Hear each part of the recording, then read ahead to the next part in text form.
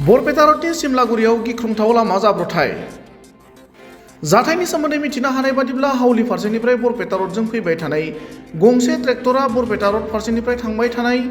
AS19 AC 3821 नम्बरनि गंसे डाम्पार गारिजों मोगा-मोगि सौग्रावो। सानजौफुनि 1 रिंगासो समाव बरपेटानि हादरारि राजा लामायाव जानाय बे जाब्रबथायाव ट्रेक्टरनि ड्राइभारा जखम जायो होनना मिथिना मोन्दों। हरखाब जानाय बे जाब्रबथायजों 36 नं हादरारि राजा लामायाव गारि मटर खारनाया दसेनो जेंना नुजाथियो। उनाव जाथायथिलियाव सिमलागुरि पुलिस आउटपस्टनि पुलिसनि मोनसे हानजाया थांनानै थासारिखौ सामलायनो हायो। ট্ৰেক্টৰটো এইবিলাক আছে মানে এই ডাম্পাৰটো পুৰা স্পীড আছিল তাকাতে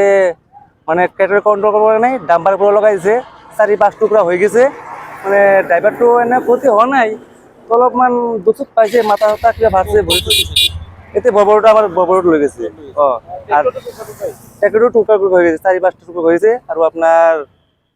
তাৰপিছত আপোনাৰ পকিন আহিল আহি কেন কিবা পুলিশ যাইছে পুলিশ আহি কেনে মানে কিবা করছে আর জায়গাটার নাম জায়গার নাম এখানে 10 মাইল এনএল তেল দিব এটু আর এটা 10 মাইল বুলি কয়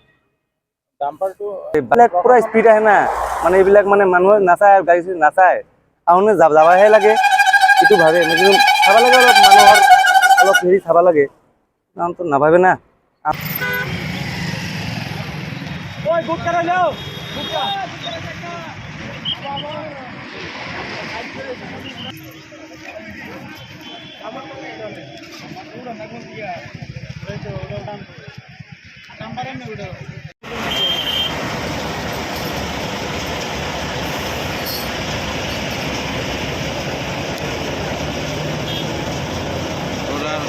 চলে আছে জাম্পার